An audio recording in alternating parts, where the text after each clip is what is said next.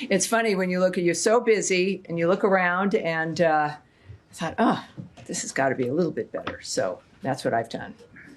All right. Thank you very much for joining us. Another full room, and I appreciate that very much. Lots going on, obviously. Let's start, though, with an announcement that many of you know already. Secretary of State Marco Rubio will travel to Jamaica, Guyana, and Suriname March 26th through 27th to advance President Trump's foreign policy priorities in the Caribbean. While in Jamaica, the Secretary will hold bilateral engagements with heads of state from Barbados, Trinidad and Tobago, and Haiti. Secretary Rubio's engagements with our valued Caribbean partners will promote regional cooperation, and which is we're working on, of course, to end illegal immigration, counter transnational organized crime, strengthen regional actions to address Haiti's political and security challenges, and strengthen the United States economic partnership with Caribbean countries.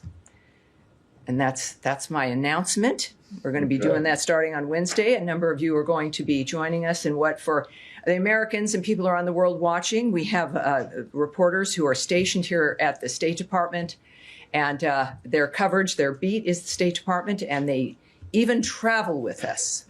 And that's always fun. So I'm looking forward to that once again. And we will start, dare I say, with Matt Lee. Okay. With the Associated Press. Thank you very much, Tanny. And thanks for the trip announcement. Yes.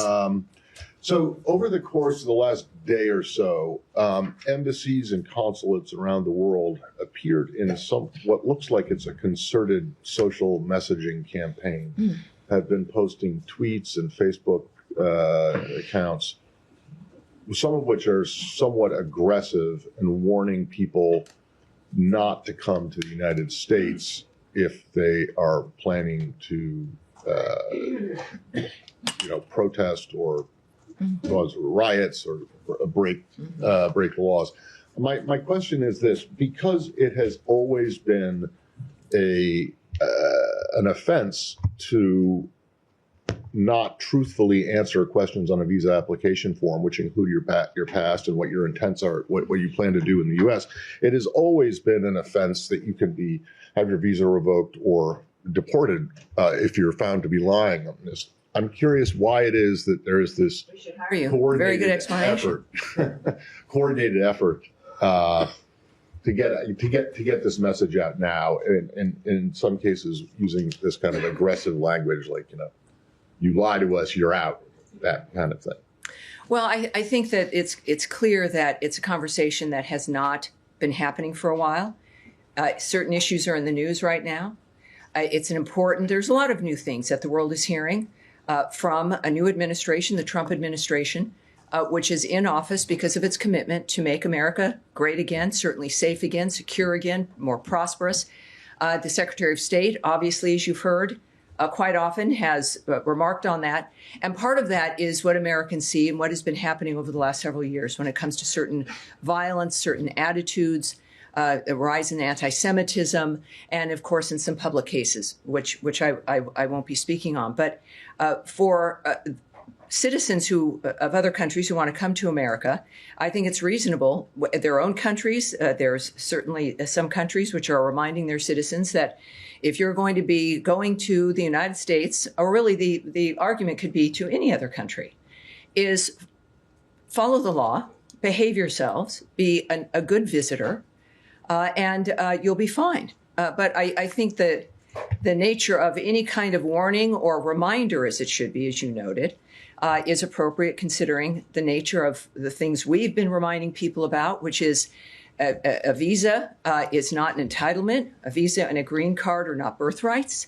These are privileges. You're granted them because of what you present to the United States in trying to get it. Consular officers also talk with people and they ask you questions about why you want to come. Every sovereign nation in the world has an interest in controlling who comes in, knowing who's coming into their country, what their intentions are. We've learned this over the last several decades about the importance of security at points of entry. The world knows it, and so do we. And it is a good reminder, and we look forward to people taking it seriously. All right. Yes, Andrea Mitchell. Thank you very much, Tammy. I know the administration has always been concerned about operational security for military actions and others, things that are classified. There has been an unprecedented, to my experience, breach of operational security by a public dissemination on Signal of plans for the Houthi attacks and discussions about those plans that included it has been confirmed by the National Security Council. These included the editor-in-chief of The Atlantic, Jeffrey Goldberg, on this Signal chat over a course of several days. And we should note that Mr. Goldberg did not publicize any of the classified members, CIA people who were on this chat, nor any of the classified information on the ultimate day, 2 hours before the attacks took place. He thought he was being punked, that it was some sort of a trap, but eventually notified the White House about this. And the White House has confirmed that it's authentic. Secretary Rubio was part of all of these conversations. First of all, why was the cabinet secretaries and the National Security Cabinet discussing a potential military operation on Signal, which is a public app? And why didn't they notice a phone number that was not part of their group? And how concerned is the secretary about the implications of this? Well, I have two very short things to say to you. First is that we will not comment on the secretary's deliberative conversations. And secondly, that you should contact the White House. But in this regard, this was a very extensive series of conversations involving, a very important military action. And the Secretary of State is the leader of foreign policy. Shouldn't he have an opinion about this? Well, from this podium, I'm not going to comment, and never would I comment in any framework, the Secretary's deliberative conversations in any regard. But all right. Are you Yes, concerned about Daphne. the breach I'm not. of security? I've said it twice, and I appreciate your persistence. It's why you're who you are. But I won't be commenting on that particular framework. All right, Daphne, go ahead. Can I move to Russia, Ukraine? I wish you wouldn't, but yes, of course. Trump said today that territory was being discussed. So I just wanted to follow up on some comments that Witkoff made over the weekend about Crimea, Donbass, and regions annexed by Russia. He said that the question is, will the world acknowledge that those are Russian territories? Is it the administration's view that Russia has a legitimate claim to these regions? What I can tell you, first of all, of course, is I'm not going to speculate. And once again, because of the approach of this administration, there are a lot of diplomatic talks going on. There's a lot of summits happening. There's a lot of conversations happening, the supermajority of which I cannot comment on to you about those kinds of discussions or the commentary from which they may or may not have been gleaned from. What we do know, and I would refer back to the nature of what we're trying to do here, and what we've said is first and foremost in our mind. There's one thing in front of us that everyone is doing, and that is to secure the peace of that region, of those two countries, which more even than the region, the entire world. And that's the singular thing that is being worked on right now in Saudi Arabia. It is the singular thing that the president has been focused on. It is what the secretary has been working on pretty much from day one, which is, what are we in, the 9th week at this point? And dramatic changes have already occurred. Fabulous changes have occurred because of the focus. And there's really no other way to do it. You've got to have a dynamic that you're going to convince people that they can embrace and agree to. And the only way to do that is to stay with a framework that doesn't change, doesn't morph, where there's not distractions that you led away from the focus on what it is we're trying to accomplish. So that's what we're dealing with in this regard. And I think just a reminder that until there is a ceasefire, a full ceasefire, that's when, as the president has noted, and certainly the secretary, that until there's a ceasefire, that's when we can then discuss the differences in what proceeds after that when it comes to an enduring peace. Yes. Thanks, Tammy. All Can right. I switch to the Middle East, or did you? Well, want do we have any more Ukraine, Russia? Yes, sir. Go ahead. Thank you, Tammy. Just to follow up on the question my colleague asked, I understand you don't want to comment on Witkoff's comments. Some of them, are reflecting Russian viewpoint. Ukrainians do appreciate this administration's effort to solve the problem, but they want to trust you. When they hear what we heard in the interview, how do you want to build that trust on the Ukrainian side? Well, I think that this is why I urge people to look at the nature of what we're accomplishing here and what the end result is. This is it's not a TV show. This is people working to get to an end result that everyone agrees with. There's no one in the world who wants any of this to continue. There's the people involved, the innocent people on the ground, the world itself. We know all of this affects each one of us. Multiple countries are involved in one fashion or another. And this is about getting to an end point that the world has agreed upon and that all of us agree upon. And we can talk about other interviews or what someone might say. But the fact is, it's even when the secretary's been asked about whether he trusts Putin, the fact is, and I just go back to his point when asked about that.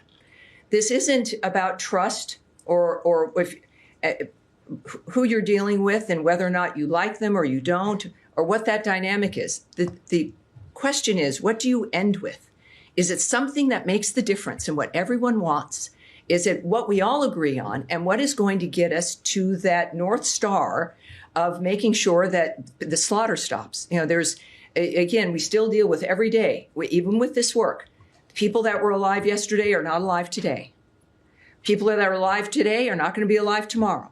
And the focus has to remain in that framework. And the only thing that brings us to that point are the conversations that are happening, the technical discussions now happening in Saudi Arabia, conversations between presidents and maneuverings and negotiations and diplomatic conversations that get us to a point of peace. That is the only thing, when we think about the next day, that matters. And that takes us to that point. Now, on that point, Right. may I also get your comment, your reaction to attack to Sumy region this afternoon? I'm sorry, to the what, sir? Sumy region of Ukraine got attacked. They targeted residential buildings, hospitals. Over 90 people got injured. 17 of them are children. Any reaction to that, please? All of us decry the impact. This is why we do the work we do on civilians. And it is why we continue to work for the ceasefire, and what the negotiations in Saudi are right now is to get that commitment and to get that done. So that's why we're doing what we do, because of the results like that in any war are problematic and heartbreaking, and we want to stop and reverse. So that's the point of why we're doing what we're doing right now. Yes. Thank you. Following up on this story that happened last week about the termination of a grant to the Yale Initiative, research initiative in trying to track down Ukrainian children that have been taken by Russia. You mentioned last week in this room that the data exists. It's not been deleted. Correct. We also got a comment from the State Department saying that the department does not hold the data for the conflict observatory. The data resides on a platform owned by MITRE as part of the program. And we were referred to MITRE.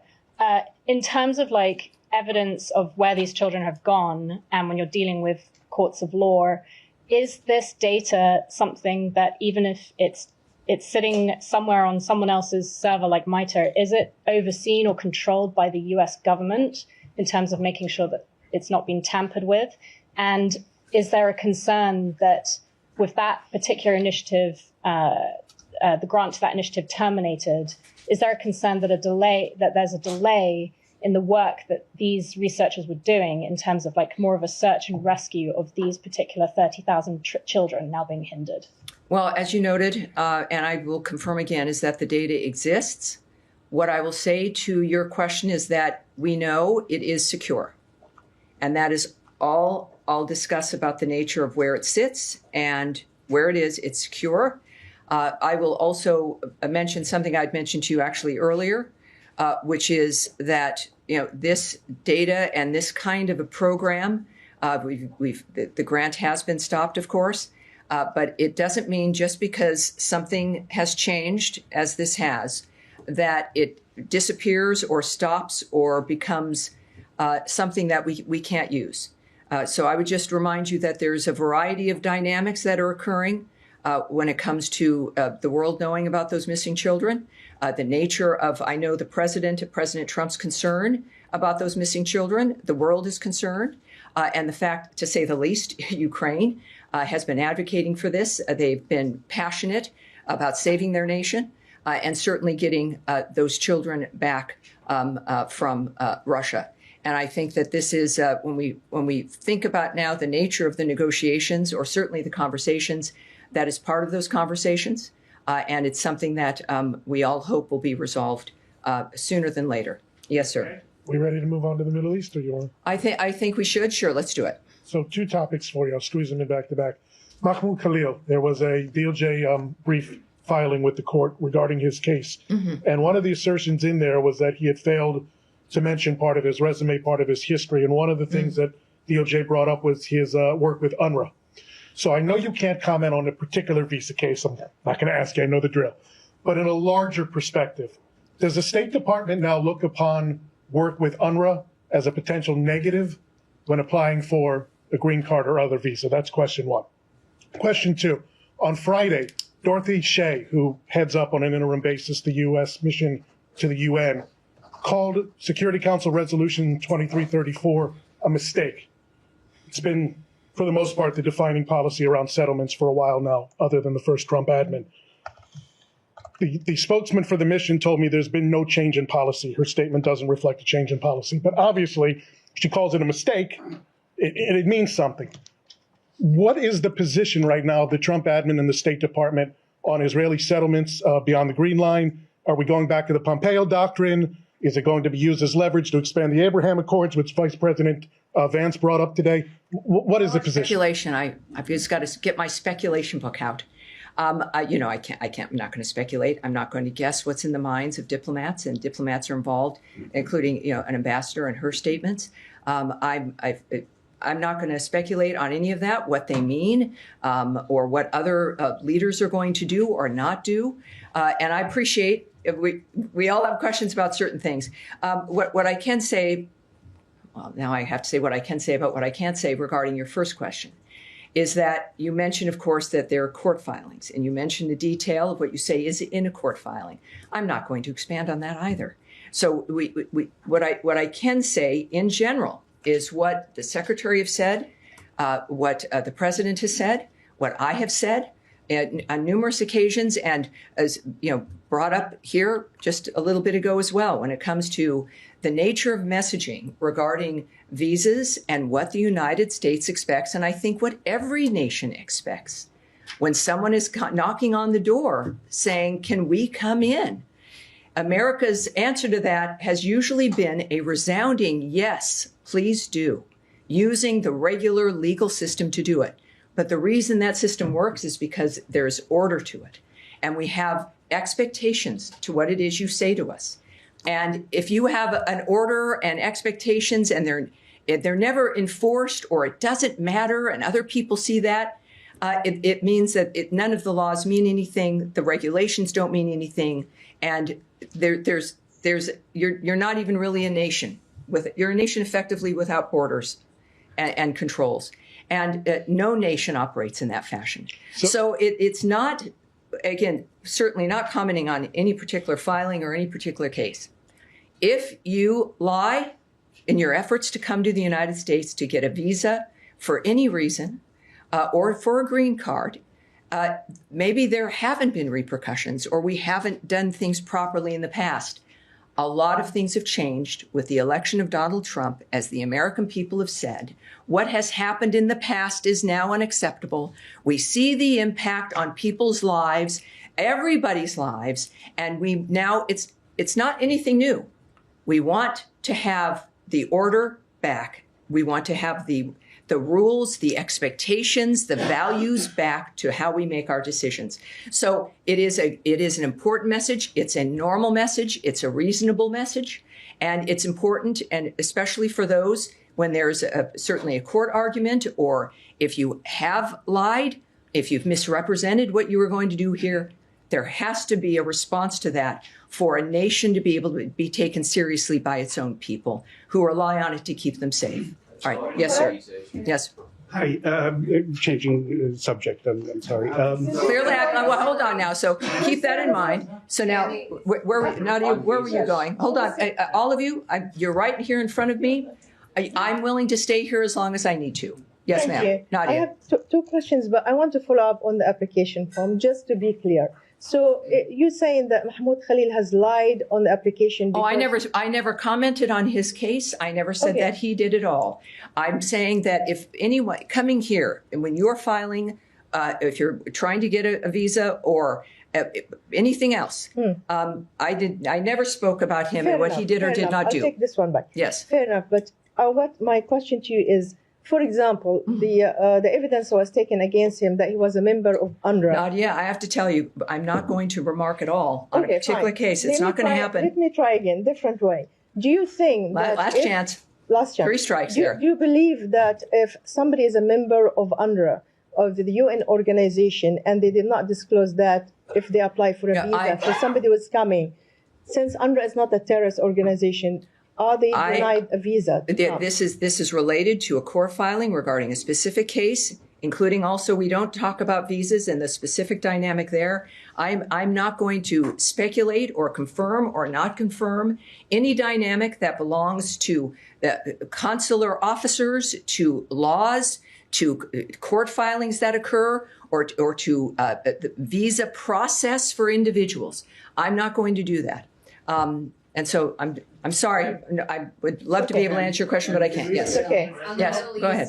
Yes. Has Israel briefed the United States on its plans for a renewed ground operation? And is this something that the U.S. supports, a massive ground operation into Gaza?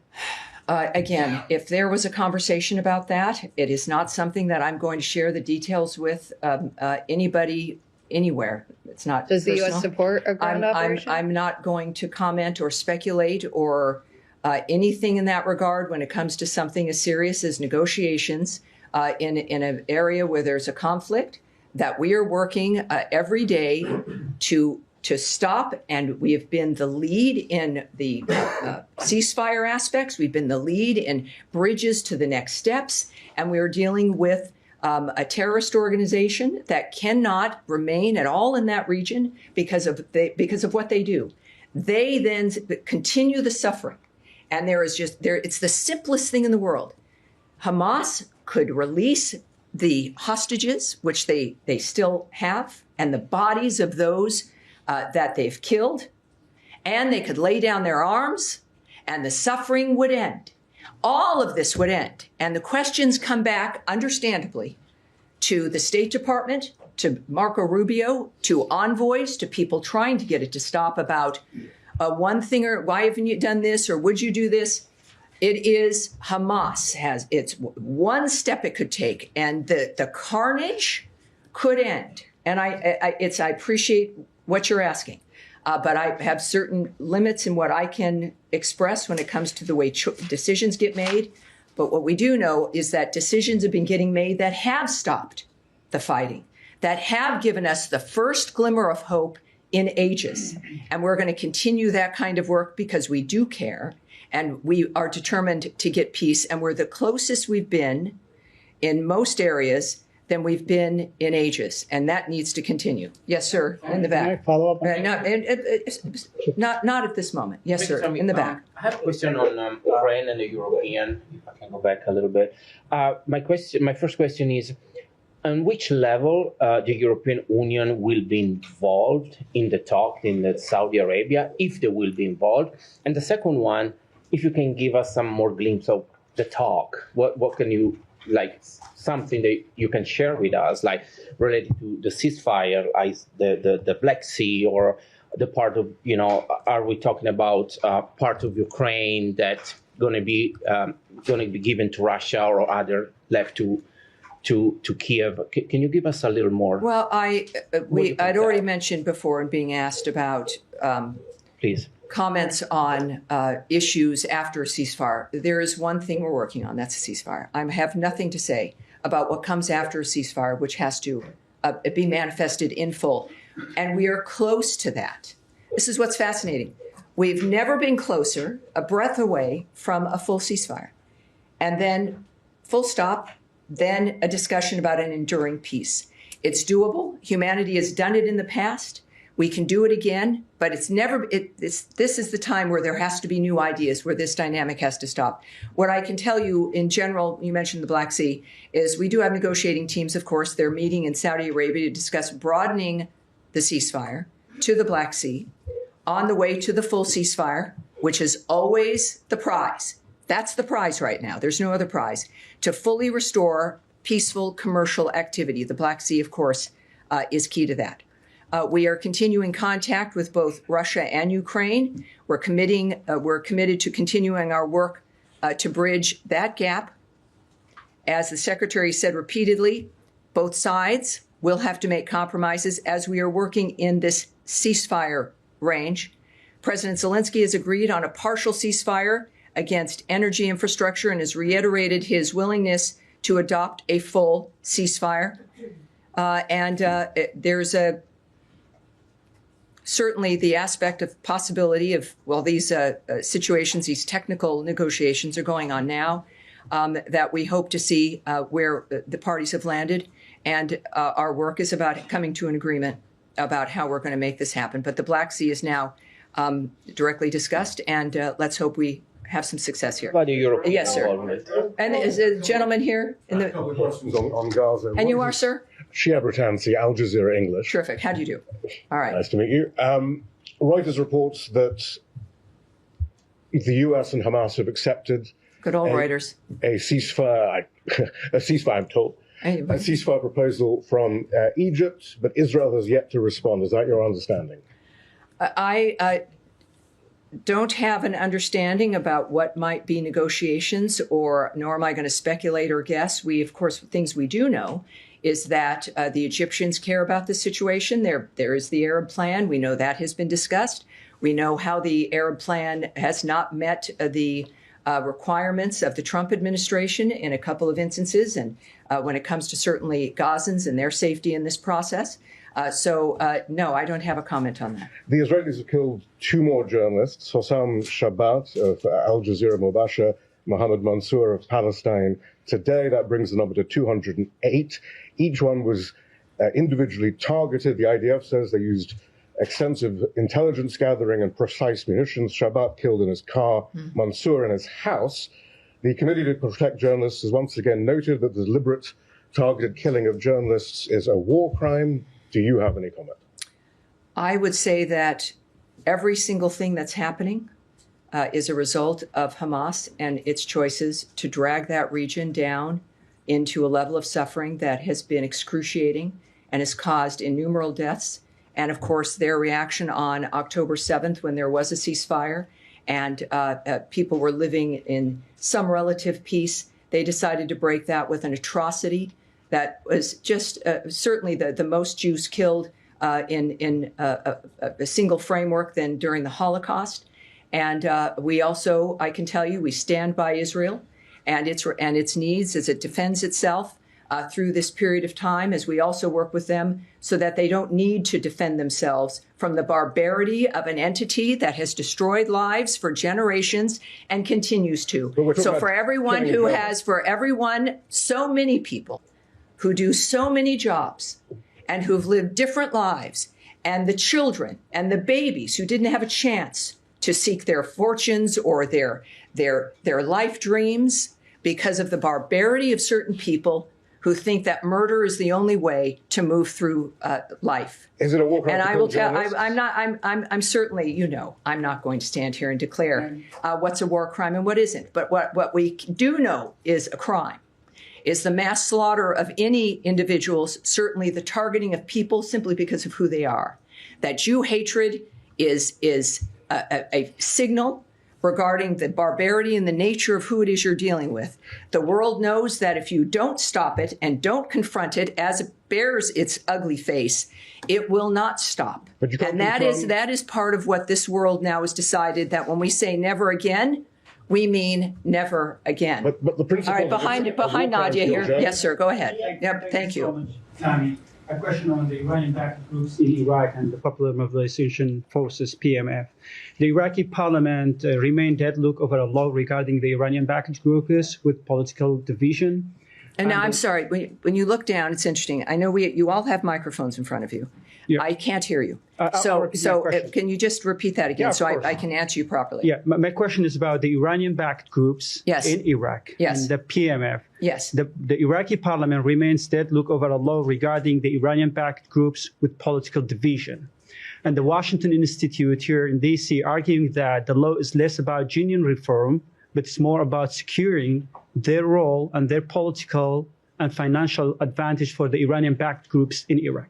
But my question is that how this administration assess the role of the Iranian-backed groups in Iraq. And the second question, there were reports circulating that this administration, including State Department, has requested the Iraqi government to dissolve the militia groups and the PMF.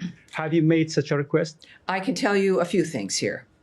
First, to strengthen Iraq's sovereignty, the government of Iraq must ensure it has command and control of all security forces within its borders, to include the PMF. These forces must respond to Iraq's commander-in-chief and not to Iran.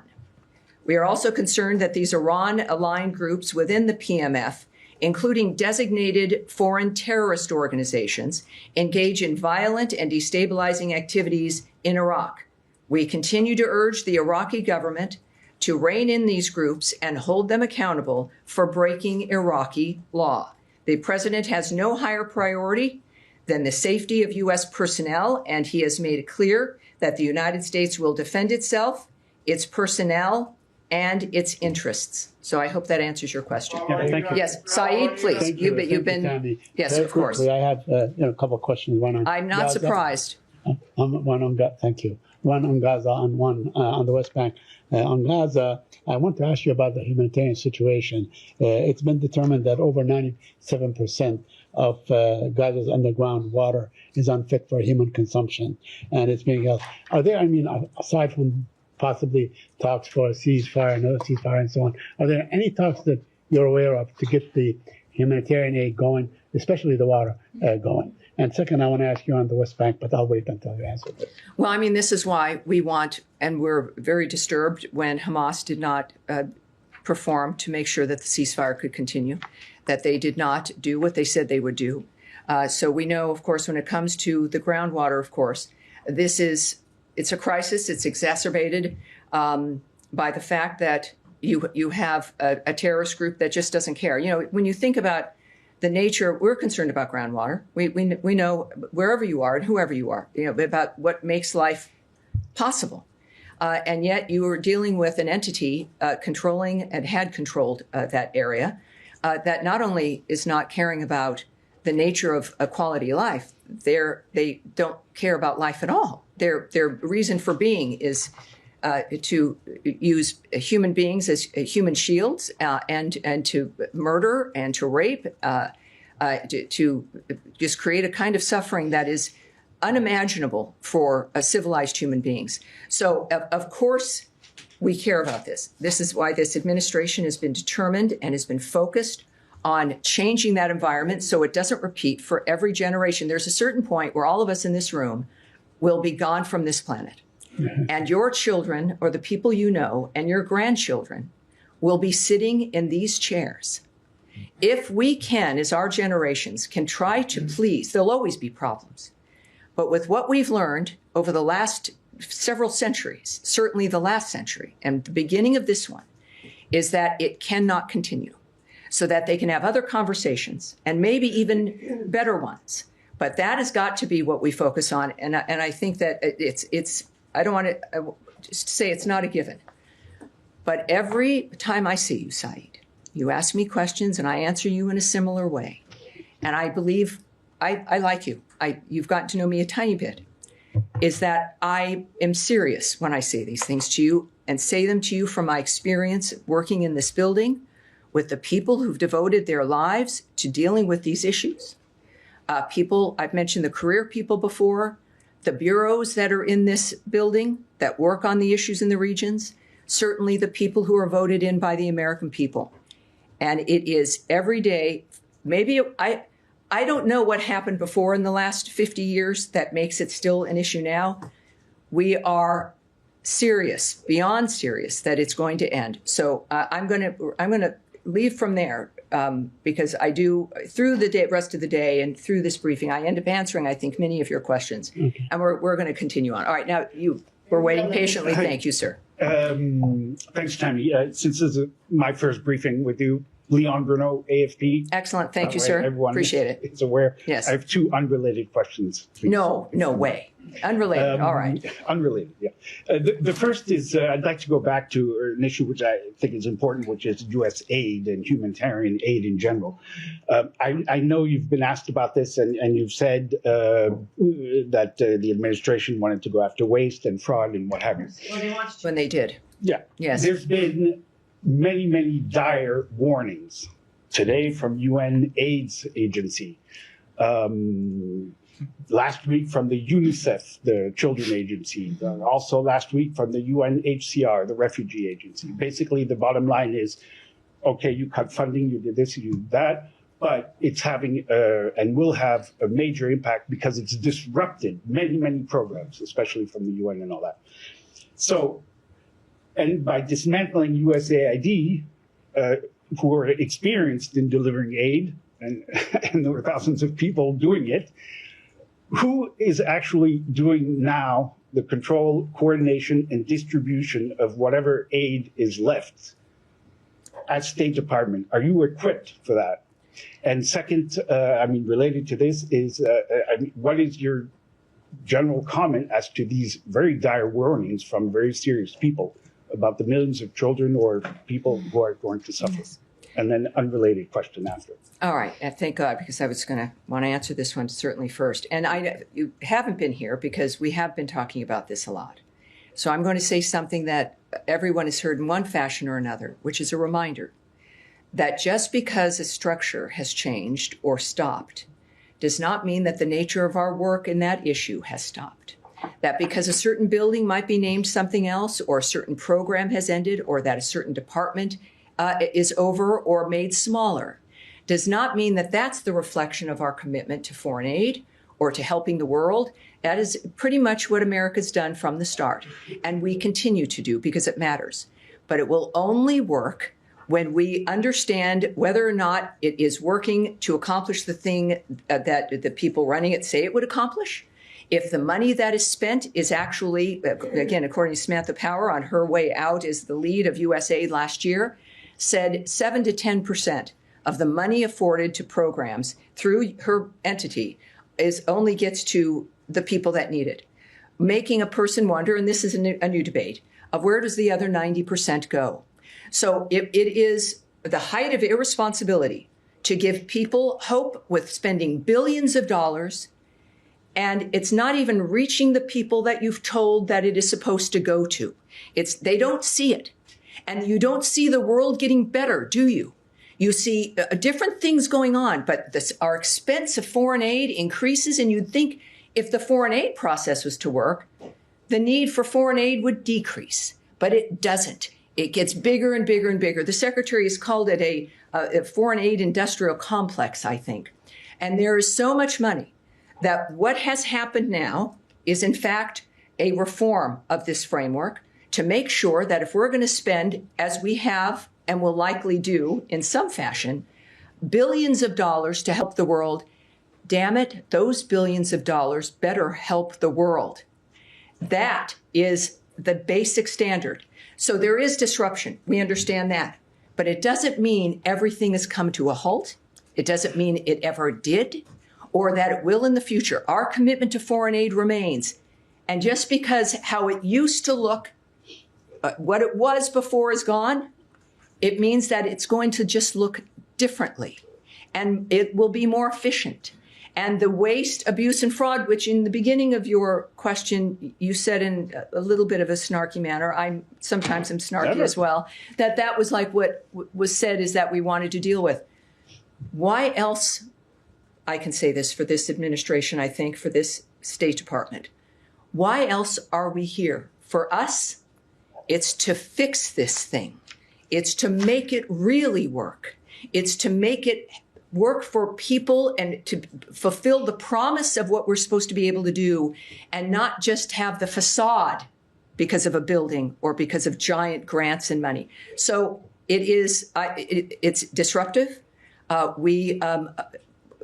It's foreign aid is not going to stop, not by any means. And the form in which it takes and what we expect for it to align with what's important to the United States, it is the taxpayer dollars.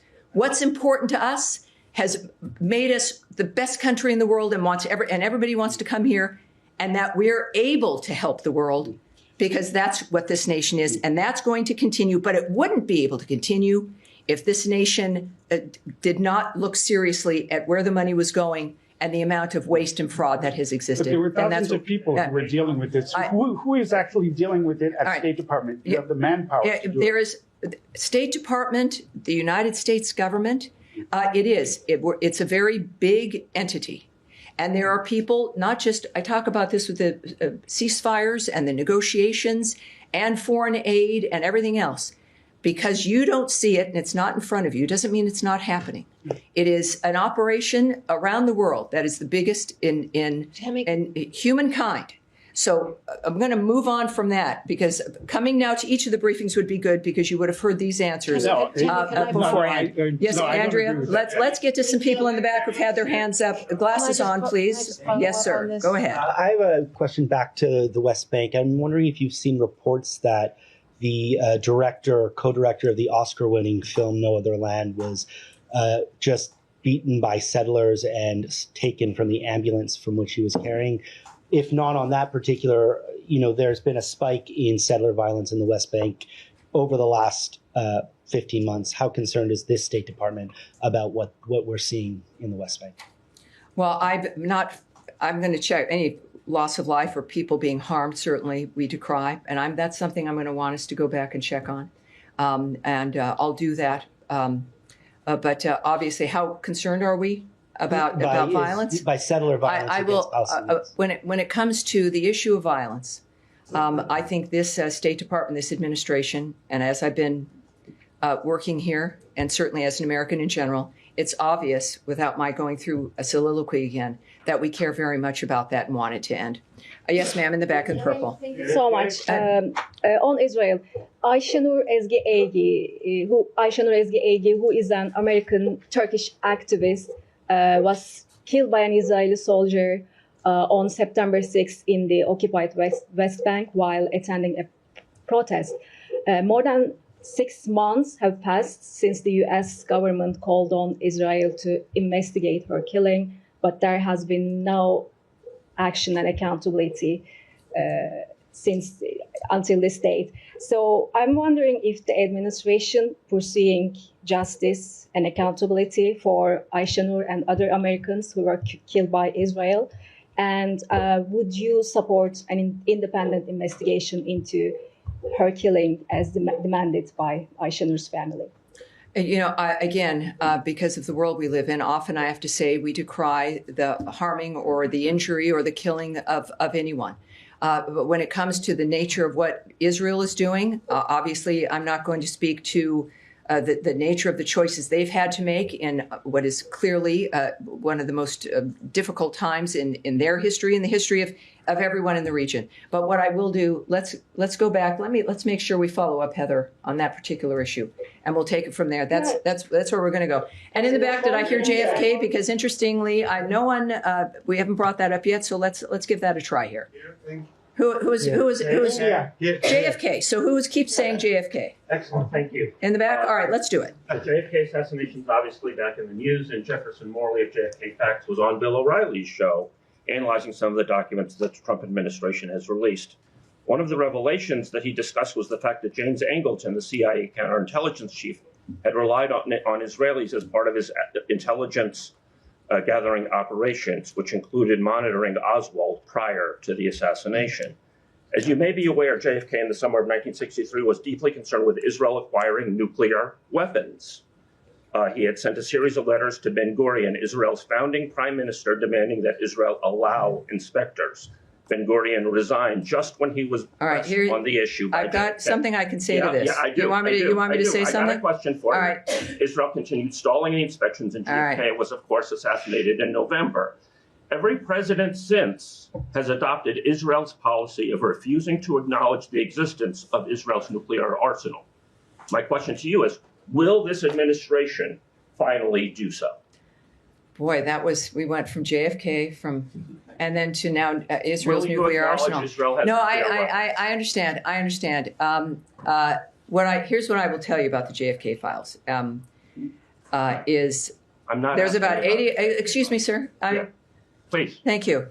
About 80,000 pages of unredacted records related to the Kennedy assassination are currently being released, and I think that they've finished at this point by order of President Trump.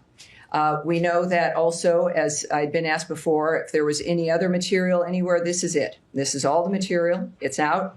And again, unredacted. And so that's good news.